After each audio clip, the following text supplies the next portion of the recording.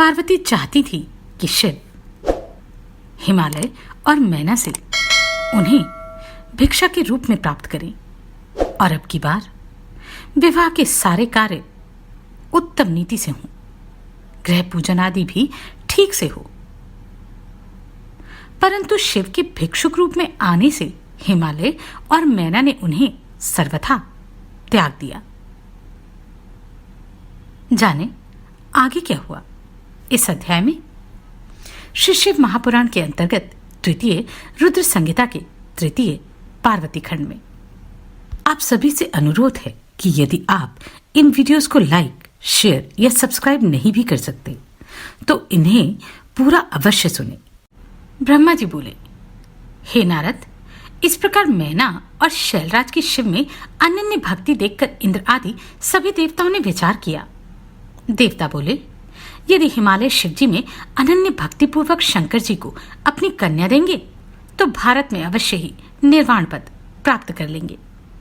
यदि इन अनंत रत्नों से पूर्ण वे हिमालय वसुंधरा को त्याग कर चले जाएंगे तो निश्चय ही इस पृथ्वी का रत्न गर्भा यह नाम व्यर्थ हो जाएगा। इस स्थावर रूप को छोड़कर दिव्य रूप धारण कर और अपनी कन्या शूलधारी शंकर को देकर वे अवश्य ही शिवलोक चले जाएंगे। उन्हें शिवलोक में सारूप्य मुक्ति प्राप्त होगी, इसमें संशय नहीं है। वहां अनेक प्रकार के श्रेष्ठ भोगों को भोग कर वे मुक्त हो जाएंगे। ब्रह्मा जी बोले, यह कहकर वे सभी देवता इस बात का विचार कर विस्मित हो परस्पर मंत्रणा करके बृहस्पति को हिमालय के पास भेजने की इच्छा करने लगे। हे नारद, तब इंद्र आदि सभी देवता स्वार्थ साधन की इच्छा से विनम्र होकर प्रीतिपूर्वक बृहस्पति के घर गए।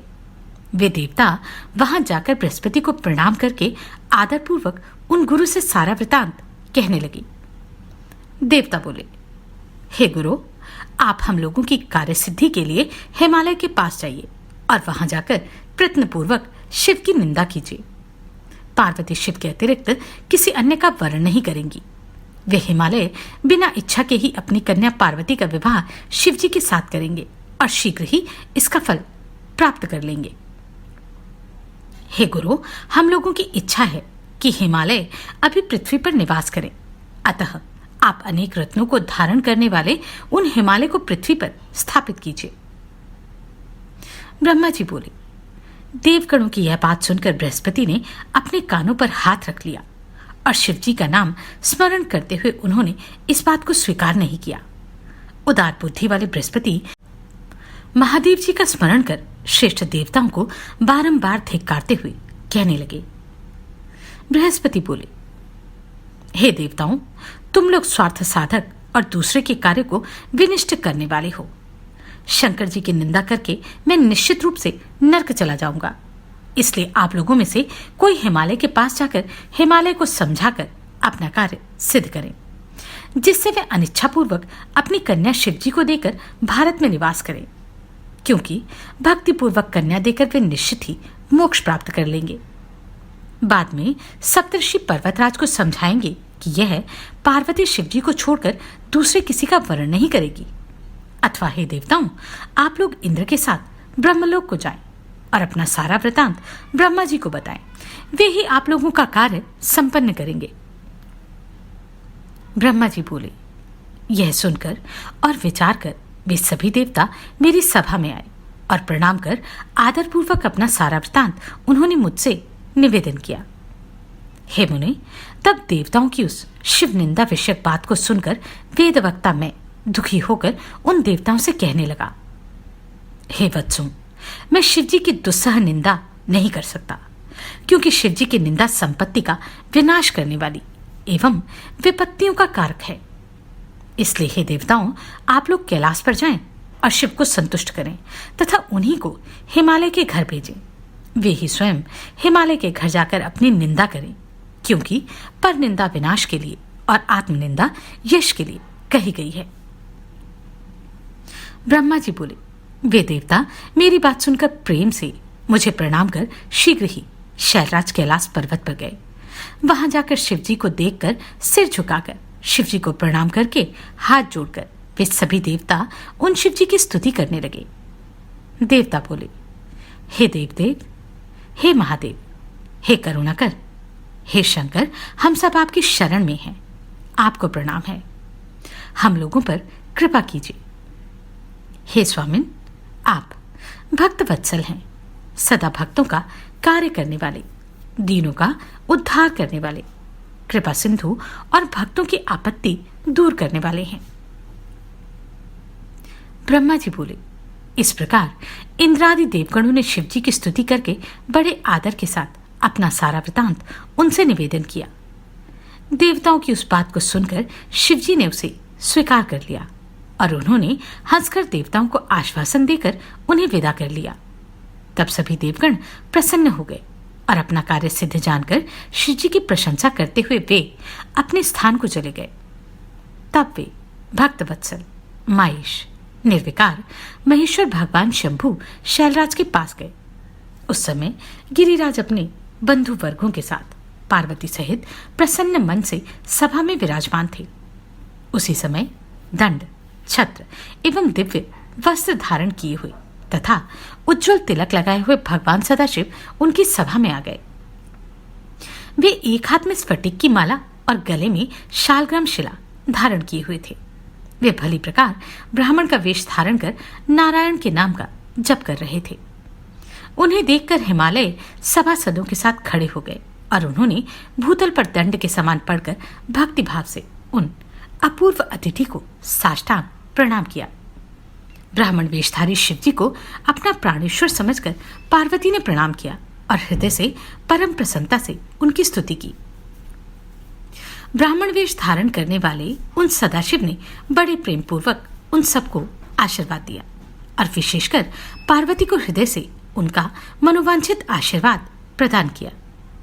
उन ब्राह्मण ने शैलाधिराज हिमवान के द्वारा बड़े आदर के साथ दिए गए मधुपर्क आदि को प्रेम से ग्रहण किया। हे मुने, इस प्रकार प्रेम पूर्वक उन द्विजेंद्र का विधिवत पूजन करने के पश्चात पर्वत श्रेष्ठ हिमालय उनका कुशल पूछने लगे। पर्वतराज ने उनसे पूछा, आप कौन हैं? तब विप्रेंद्र गिरिराज से आदरपूर्वक शीघ्र यह वचन कहने लगे। विप्रेंद्र बोले, हे गिरिश्रेष्ठ, मैं बुद्धिमानों में श्रेष्ठ वैष्णव ब्राह्मण हूं और ज्योतिष वृत्ति का सहारा लेकर पृथ्वी तल में विचरण करता हूं। मैं अपने गुरु की कृपा से मन के समान सर्वत्र चलने वाला, सर्वत्र गमन करने वाला, सर्वज्ञ, परोपकारी, शुद्ध मन वाला, दया सिंधु तथा विकार का नाश करने वाला हूं। मुझे ज्ञात हुआ है कि आप कमल के समान दिव्य उत्तम रूप वाली तथा सर्वलक्षण संपन्न अपनी यह कन्या आश्रय रहित, असंग, कुरूप, गुणहीन, शमशान में रहने वाले, सर्पधारी, योगी, नग्न, मलिन शरीर वाले, सर्प का आभूषण धारण करने वाले, अज्ञात कुल तथा नाम वाले, कुशील, विहार में रुचि न रखने वाले, विभूति से लिप्त देह वाले, अत्यंत क्रोधी, अज्ञानी, अज्ञात आयु वाले, सदा विकृत जटा धारण करने वाले, सबको आश्रय देने वाले, भ्रमणशील, नागों का हार पहनने वाले, भिक्षुक, कुमार्ग में निरत तथा हठपूर्वक वैदिक मार्ग का त्याग करने वाले शिव को देना चाहते हैं। हे हिमालय, आपका यह अटल विचार अवश्य ही मंगलदायक नहीं है। नारायण कुल में उत्पन्न तथा ज्ञानियों में श्रेष्ठ गिरिराज, आप इस पर विचार कीजिए। पार्वती के दान कर्म में वे आपके इस दान के अनुरूप पात्र नहीं है। बड़े लोग इस बात को सुनकर आपकी हंसी करेंगे। देखिए, उनका कोई बंधु बांधव नहीं है और आप पर्वतराज हैं। उनके पास कुछ भी नहीं है और आप रत्नाकर हैं। हे शैलाधिराज, आप पार्वती को छोड़कर इस विषय में बांधवों से, मैना से, पुत्रों से और सभी पंडितों से प्रयत्नपूर्वक शीघ्रता से पूछिए। हे गिरिसत्तम, रोगी को सर्वदा औषधि अच्छी नहीं लगती, अपितु महादोषकारक कुपथ्य ही सदा बहुत अच्छा लगता है। ब्रह्मा जी बोले, ऐसा कहकर नाना प्रकार की लीला करने वाले विप्ररूप शिव प्रसन्नतापूर्वक भोजन कर शांतचित्त हो शीघ्र अपने घर चले गए। ब्रह्मा जी बोले, ब्राह्मण का यह वचन सुनकर अश्रुपूर्ण नेत्रों वाली मीना व्यथित मन से हिमालय से कहने लगी, हे शैलेंद्र, परिणाम में सुख प्रदान करने वाले मेरे वचनों को सुने। सभी श्रेष्ठ शैवों से पूछिए कि यह ब्राह्मण जो कह रहा है वह सत्य है या नहीं। हे नगेश्वर, इस विष्णु भक्त ब्राह्मण ने शिवजी की निंदा की है। उसे सुनकर मेरा मन अत्यंत दुखी है। हे शैलेश्वर, मैं कुत्सित रूप एवं शील वाले उस रुद्र को अपनी सुलक्षण कन्या नहीं दूंगी। यदि आप मेरे वचन को नहीं मानेंगे तो इसमें संदेह नहीं कि मैं मृत्यु को प्राप्त हो जाऊंगी और तुरंत घर छोड़ दूंगी, अथवा विष खा लूंगी, अथवा अंबिका के गले में रस्सी बांधकर घोर वन में चली जाऊंगी, अथवा उसे महासागर में डुबो दूंगी, किंतु उसको अपनी कन्या नहीं दूंगी। इस प्रकार कहकर शोक से संतप्त वे मैना शीघ्र कोप भवन में जाकर हार उतारकर रोती हुई भूमि पर लेट गई। हे तात, उसी समय काली के विरह से व्याकुल हुए शंकर जी ने शीघ्र ही उन सप्त ऋषियों का स्मरण किया। जब शिवजी ने उन सभी ऋषियों का स्मरण किया तब वे दूसरे कल्प वृक्ष के समान तत्काल वहां उपस्थित हो गए और साक्षात सिद्धि के समान अरुंधति भी वहां आ गई। सूर्य के समान तेजस्वी उन ऋषियों को देखकर शिवजी ने अपना जप छोड़ दिया। हे मुनि, वे श्रेष्ठ तपस्वी ऋषि शिवजी के आगे खड़े होकर उन्हें प्रणाम कर उनकी स्तुति करके अपने को कृतार्थ समझने लगे। तत्पश्चात विस्मय में पड़कर वे पुनः लोक नमस्कृत शिव को प्रणाम करके हाथ जोड़कर सामने खड़े होकर उनसे कहने लगे। ऋषिगण बोले, हे सर्वोत्कृष्ट, हे देवताओं के सम्राट, हे महाराज, हम लोग अपने सर्वोत्तम भाग्य की सराहना किस प्रकार करें। हम लोगों ने जो पूर्व समय में कायिक, वाचिक तथा मानसिक तीनों प्रकार की तपस्या की है, उत्तम वेदाध्ययन किया है, अग्निहोत्र किया है तथा नाना प्रकार के तीर्थ किए हैं और ज्ञानपूर्वक वाणी, मन तथा शरीर से जो कुछ भी पुण्य किया है वह सब आज आपके समर्पण रूप अनुग्रह के प्रभाव से सफल हो गया। जो मनुष्य आपका नित्य स्मरण करता है वह कृतकृत्य हो जाता है। तब उसके पुण्य का क्या वर्णन किया जाए जिसका स्मरण आप करते हैं। हे सदाशिव, आपके द्वारा स्मरण किए जाने से हम लोग सर्वोत्कृष्ट हो गए हैं। आप तो किसी के मनोरथ मार्ग में किसी प्रकार आते ही नहीं। जिस प्रकार बौने को फल प्राप्त हो जाता है, जन्मांत की नेत्र की प्राप्ति होती है, गूंगे को वाणी मिल जाती है, कंगाल को निधि दर्शन हो जाता है, पंगु को ऊंचे पहाड़ पर चढ़ने की शक्ति प्राप्त हो जाती है तथा बंध्या की प्रसव संभव हो जाता है, उसी प्रकार हे प्रभु, हमें आपका ये दुर्लभ दर्शन प्राप्त हो गया। आज से अब हम मुनीश्वर आपके दर्शन से लोकों में मान्य एवं पूज्य हो गए तथा ऊंची पदवी को प्राप्त हो गए। हे देवेश, बहुत कहने से क्या, आप सर्वदेवेश्वर के दर्शन से हम सर्वथा मान्यता को प्राप्त हो गए हैं। आप जैसे पूर्ण परमात्मा को किसी से प्रयोजन ही क्या है, किंतु यदि हम सेवकों पर कृपा करने की बात है तो हम सबके योग्य कार्य के लिए आज्ञा प्रदान कीजिए। ब्रह्मा जी बोले। तब उनकी इस बात को सुनकर लोकाचार का आश्रय लेकर महेश्वर शंभु मनोहर वचन कहने लगे। शिव जी बोले, हे महर्षियों, ऋषिजन हर तरह से पूज्य हैं, आप लोग तो विशेष रूप से पूज्य हैं। हे विप्रो, कुछ कारणवश मैंने आप लोगों का स्मरण किया है। आप सब जानते हैं कि मेरी स्थिति सदैव ही परोपकार करने वाली है और विशेषकर लोकोपकार के लिए तो मुझे यह सब करना ही पड़ता है। इस समय दुरात्मा तारकासुर से देवताओं के समक्ष दुख उत्पन्न हो गया है। क्या करूं? ब्रह्मा जी ने उसे बड़ा विकट वरदान दे रखा है। हे महर्षियों, मेरी जो 8 प्रकार की मूर्तियां अर्थात पृथ्वी, जल, तेज, वायु, आकाश, सूर्य, चंद्र तथा यजमान कही गई हैं, वे सब भी परोपकार के निमित्त ही हैं, स्वार्थ के लिए नहीं। यह बात तो स्पष्ट है।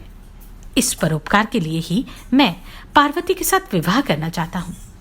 उसने भी महर्षियों के कहने से दुष्कर कठोर तप किया है। उसके इच्छानुसार उसका हितकारक फल मुझे अवश्य देना चाहिए।